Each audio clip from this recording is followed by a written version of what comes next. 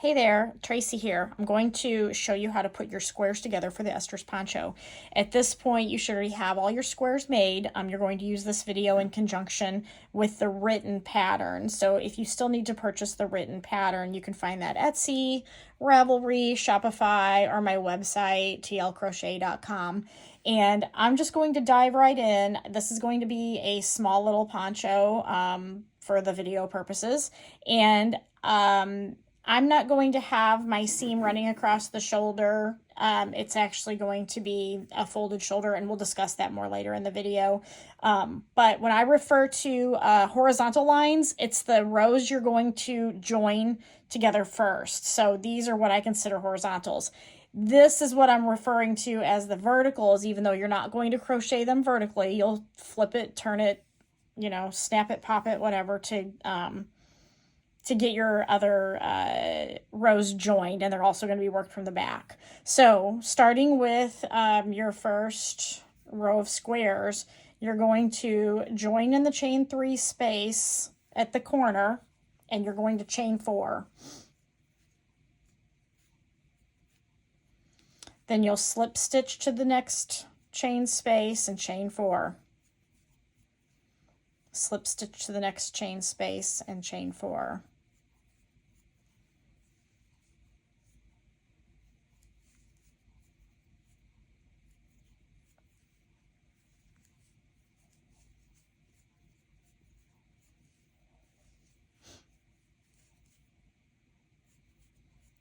You're even going to do this when you reach the last one, the last chain space, because that's how you're going to join to the next square in the first row.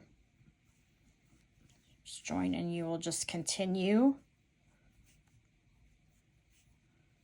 repeating that pattern of chain 4, slip stitch, chain 4, slip stitch across, and make sure that when you're slip stitching into the chain space.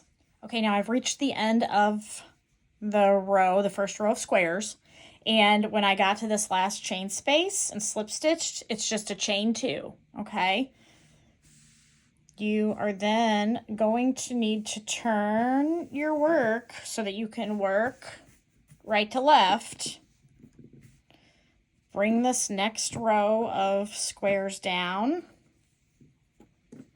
and just flip these over so that your right sides are together. Those are going to move and mess up and get out of my way, but just so you can visualize the idea of what we're trying to accomplish here. And then where you left off with your chain 2, you're going to slip stitch that into this chain 3 space of your new first square of the next row, and you'll chain 2. So slip stitch and chain 2, and then you're going to come back across to this scallop, and all your squares should have 5 scallops on them, those chain 4s. You'll slip stitch to that, and you'll chain 2. Diagonal across to your next chain space on your new square, slip stitch to that chain space and chain 2. Come back over here to your scallop, slip stitch, whoops, chain 2. Diagonal across to your next chain space, slip stitch, and chain 2.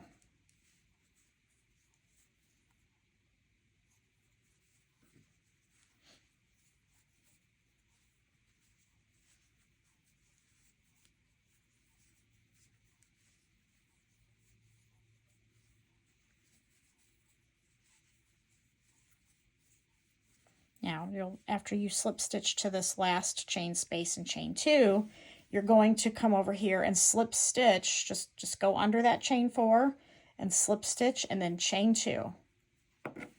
And then just as you started over here on your new square, you're going to, from this chain, you're going to come over here and slip stitch into the new square, second square of row 2, and chain 2, and then follow suit across till you get the end. When you get the end, you're going to fasten off. Okay, so after fastening off, you should have these beautiful X's And if you did your slip stitch chain 2 correctly on the chain 4 that connected those squares, you'll have an X there. So then you're going to do the same thing, follow the same directions for your next row, but my next row only has 2 squares to attach, so I'm not going to be starting over here with my chain 4. I'm going to be starting right here with my chain 4. And I'm going to just do the same exact thing that I just did. It won't take me as long because I only have 2 to do instead of 4. Okay, so horizontal rows are joined. Now I need to connect these vertical rows. What I want to do is flip this upside down.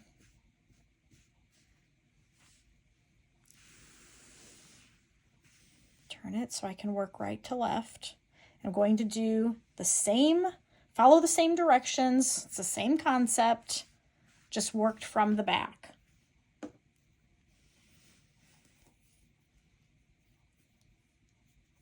So you'll join in your chain 3 space like you did with the first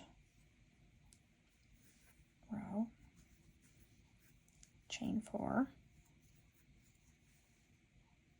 Slip stitch. Chain 4.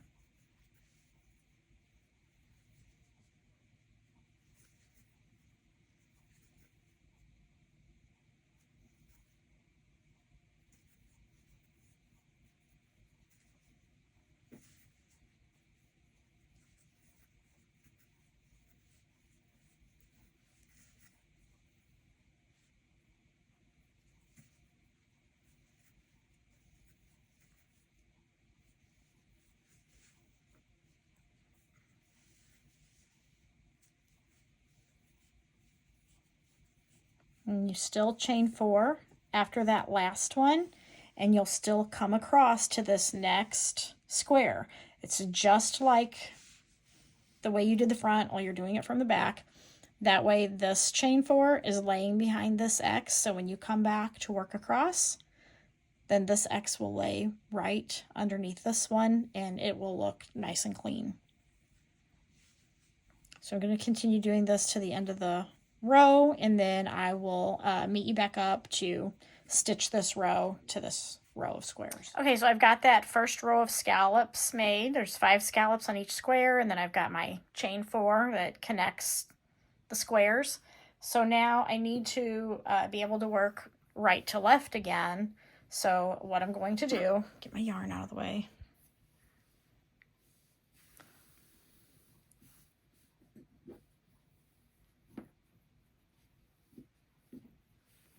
You want your right sides together.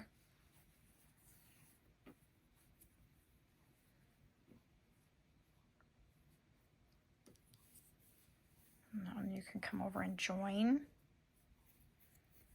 And chain 2. Slip stitch to that first scallop, chain 2.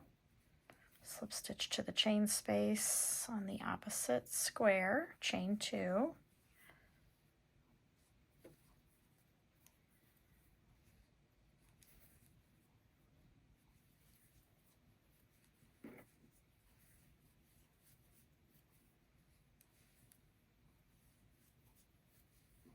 Again, same exact concept.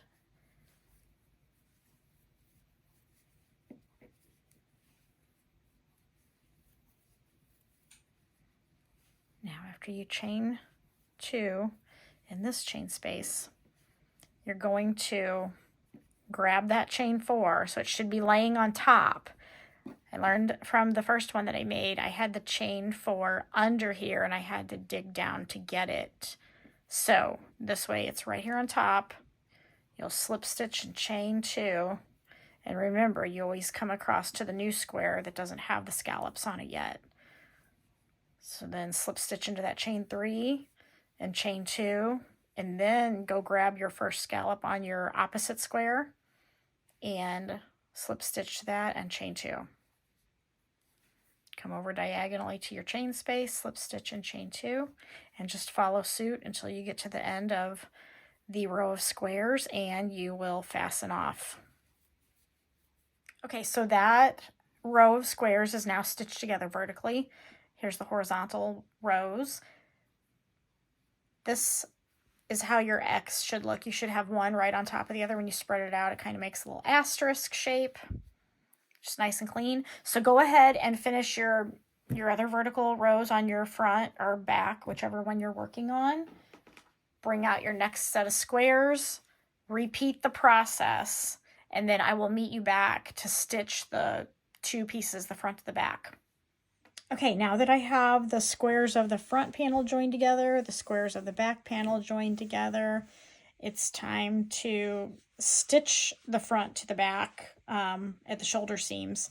So these may look funny, on off, wonky, lopsided, but once I turn this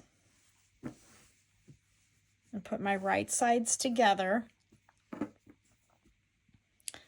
these 2 squares are going to be folded over and joined right here. And then these 2 squares will be folded over and joined right here.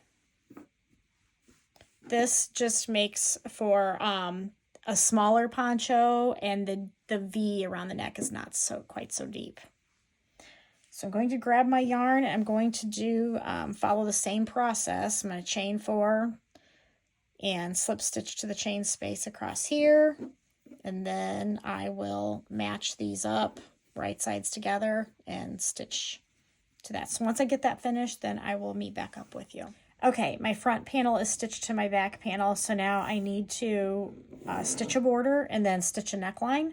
And for this pattern, I do prefer the double crochet, chain 1, skip 1. I just feel like it ties into the lattice look where you join. So I usually start with my bottom border.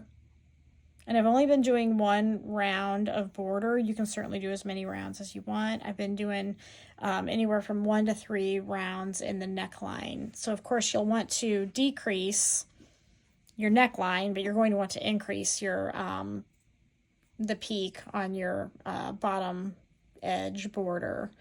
So chain 2, that could be your first double crochet, and then a double crochet, and then a chain 3,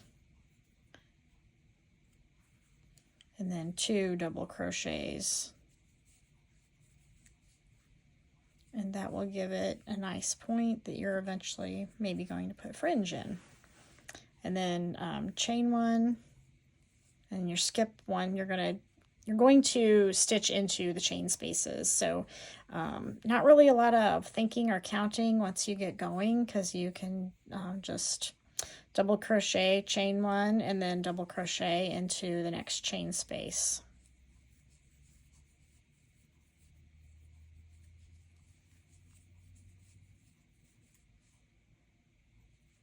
Don't forget to chain. And then whenever I get to where my joins are, I just stitch into that space also, chain 1, and then move on to the next square. And sometimes you'll have an X instead of that connecting chain 2, and so just depending on how tight or loose you crochet, you may want to double crochet into each leg of the X, or just pick one, just like I said, depending on how tight you crochet.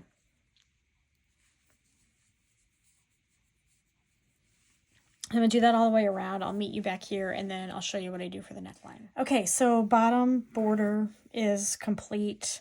I did the double crochet, chain 1, skip 1 all the way around. I've got 2 double crochets, chain 3, 2 double crochets in the peak here. Now, when it comes time to do the neckline, I do not like to start in the valley. I know I started in the peak whenever I did the bottom border, but I do not like to start with a decrease. So I start over here, and then when I get to this point, it's time to do double crochet 3 together. Make sure that you're not crocheting the corner of the 3 granny squares together, or you're going to have some bunching. You want it to still lay nice and flat, so you're going to be decreasing this chain space with this chain space and this chain space. And then you can chain 1 and just move right along.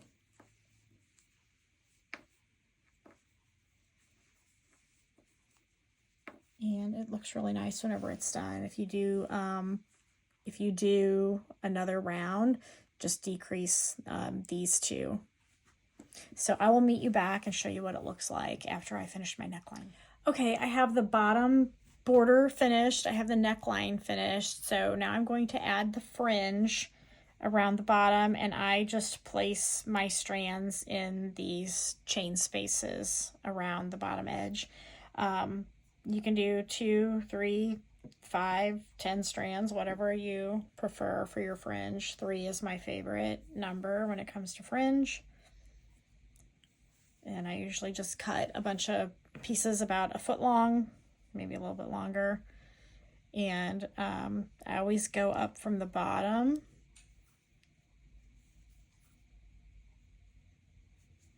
Pull mine through, just like that.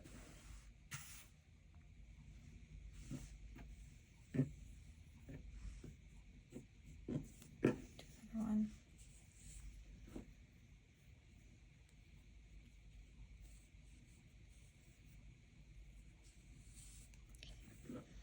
All right, so I'm going to fringe all the way around, and then I'm going to steam my fringe. Well, I'll show you how I cut it to get it all nice and even, and then I usually put it on the mannequin and steam it.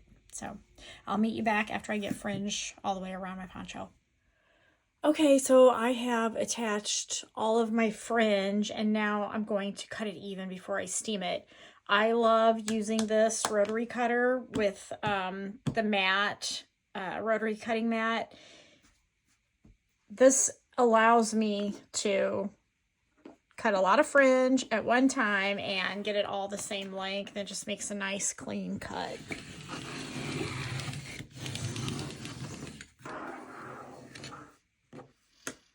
So I'm going to trim my fringe. You can also use a handheld rotary cutter and a straight edge, because of course it makes it.